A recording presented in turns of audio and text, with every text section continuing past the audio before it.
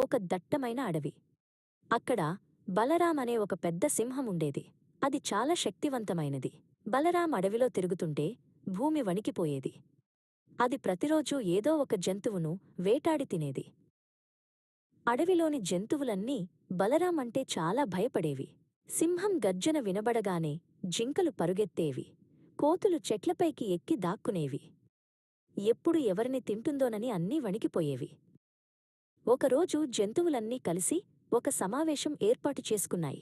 మనం ఇలాగే భయపడుతూ ఉంటే మనందర్నీ ఆ సింహం తినేస్తుంది అని ఒక ఏనుగు బాధగా చెప్పింది. అప్పుడే అక్కడ ఉన్న చింటూ అనే కుందేలు ముందుకు వచ్చింది. చింటూ చాలా తెలివైనది. మీరేమీ భయపడకండి. నా దగ్గర ఒక ఉపాయం ఉంది. ఆ సింహం నుంచి మిమ్మల్ని నేను కాపాడతాను అని చింటూ ధైర్యంగా చెప్పింది. చింటూ తలపైన ఒక వెలుగుతున్న బల్బు కనిపించింది. అంటే దానికొక గొప్ప ఆలోచన వచ్చింది.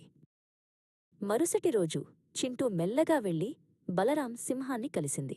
చింటూను చూడగానే బలరాం కోపంతో గర్జించాడు. ఏయ్ చిన్న కుందేలు, ఈరోజు నిన్నే తింటాను అని ఆకలితో అరిచాడు. మహారాజా, క్షమించండి. నేను వచ్చే దారిలో మరొక సింహం నన్ను ఆపేసింది. అడవికి తానే రాజునని అది గర్వంగా చెబుతోంది అని చింటూ చెప్పింది. ఇది వినగానే బలరాం కోపంతో రగిలిపోయాడు.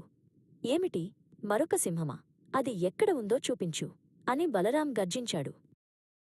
చింటూ ఆ సింహాన్ని ఒక పాత బావి దగ్గరకు తీసుకువెళ్ళింది. మహారాజా, అదిగో ఆ బావి లోపలే ఆ రెండో సింహం దాక్కుంది. వెళ్ళి చూడండి అని చింటూ చెప్పింది. బలరాం ఆవేశంగా బావి దగ్గరకు వెళ్ళాడు. బలరాం బావి లోపలికి తొంగి చూశాడు. బావిలోని నీళ్లలో తన ప్రతిబింబం రిఫ్లెక్షన్ కనిపించింది. అది నిజమైన సింహమనుకుని బలరాం గట్టిగా గర్జించాడు. బావిలోనించి కూడా ప్రతిధ్వని ఎకో వినిపించింది. నన్నే గర్జిస్తావా అని కోపంతో ఊగిపోతూ బలరాం ఆ రెండో సింహాన్ని చంపడానికి బావిలోకి ఒక్క ఉదుటున దూకాడు. బావి చాలా లోతుగా ఉండటంతో బలరాం బయటకు రాలేకపోయాడు. అడవిలోని జంతువులన్నీ ఆనందంతో చింటూను అభినందించాయి. చింటూ తెలివితేటల వల్ల అడవికి సింహం భయం పోయింది. జంతువులన్నీ సుఖంగా జీవించాయి.